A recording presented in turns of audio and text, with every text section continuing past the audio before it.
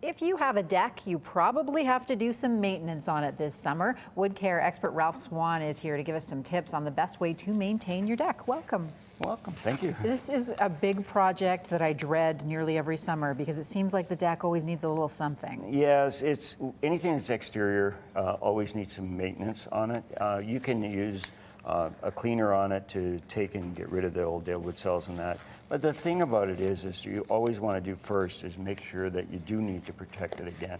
Okay. Sometimes you look at a deck and it looks like it's a little bit in need of care and maintenance on it, and sometimes it's just a matter of the oxidation left over from the wintertime being sitting just on the surface, dirty and grimy, and that sitting on there. So the best thing to do is always test your surface first to see whether you actually need to protect it. All you need for that is water. A little bit of water is always something that works well. You just pour it. You can even go out after it rains. If you went out after last night when it rained, you can actually see where it protects.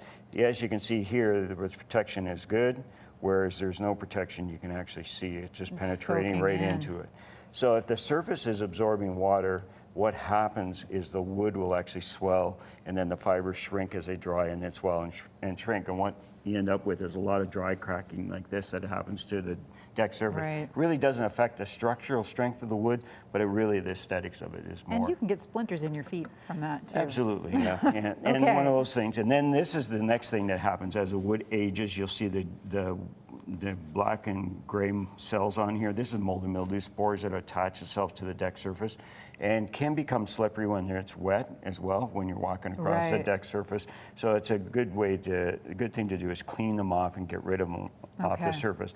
Very easy process, really. All you do is take a deck cleaner, and what we've got in here is a little deck cleaner in here, and just brush on a little bit onto the surface. Now, when you're using this, you should always make sure that you protect yourself as well as what you're doing. Put the gloves on. Yeah, put the gloves on. A little pair of safety glasses is always a good idea if you're scrubbing at it or doing anything with it, because you want to make sure that you don't have anything splash Do you back. let that sit for a while? Yes, you let it sit for usually about 4 minutes or 5 minutes, so it has a time to work into it.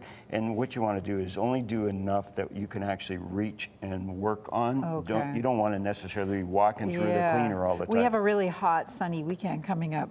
Is that not good conditions to be doing this? You can actually clean when it's warm, but the thing when the direct sun is hitting on the surface, what happens is it'll dry your cleaner off very quickly, and you evaporate a lot off. So you're gonna have to work faster. Usually suggest doing it in the cool part of the day. Either if your deck is in the sun in the morning, do it at night. If it's in the if it's in there at night, then do it in the morning. And an easy way to tell whether your deck's too hot or not, just lay your hand on it. If it's hot to the touch, it's too hot to do your cleaning. Give it, once you've put your cleaner on, let it sit for a while. All you do is give it a light brushing with a deck brush. And this is just and as you can see here, these are all the dead wood cells and that will come out. We won't scrub too hard because we won't make too much of a mess in here. But you can see that it's just breaking those cells off there, and they're coming right off. This is a piece that was previously partially clean, so you can see the effect here. This is how much it's come back at this point and giving you that nice natural wood look again here at this point. So once you've cleaned it, then you just need to let it dry. Give it a couple of days usually is a good idea, just to make sure that everything's dry and the water is dissipated out of the wood, because you want the cells open so that it'll absorb product back into it.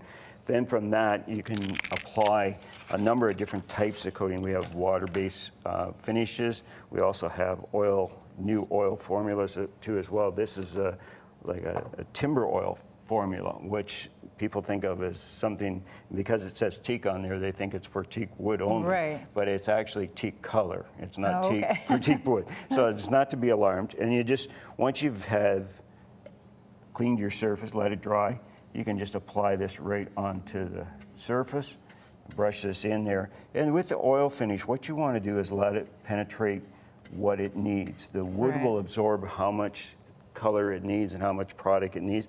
And after about 5 minutes, if you go and you look at the surface and you see there's still a lot of puddling on there, what you want to do is back brush it a little bit, take the excess off. Don't leave Okay. it puddling on the surface, but you want to let it take as what it needs. Okay, as and this well. is oil as opposed to oil paint. It's not That's the right. same thing at all, right? With the oil, see, oil is a natural element for wood, and it will go into the cells and actually fill up the cells and stabilize them to help them minimize the amount of water it'll absorb. Plus, it'll stop it from shrinking and cupping and warping as well. So that really Okay. is beneficial to All right. the Well, wooded if surface. your deck is not in the full sun this weekend, you've got a project. Thanks a lot, Ralph. Thank you very much.